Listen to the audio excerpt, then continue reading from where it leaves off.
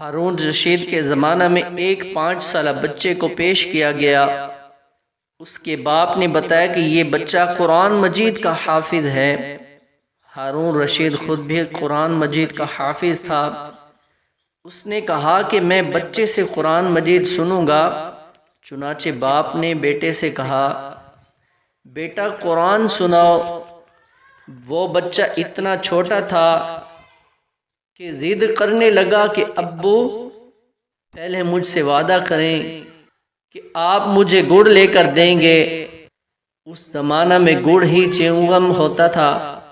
بیٹے کے اصرار پر باپ نے وعدہ کیا کہ ہاں میں تمہیں گڑ کی ڈلی لے کر دوں گا۔ اس نے کہا کہ اچھا سناتا ہوں۔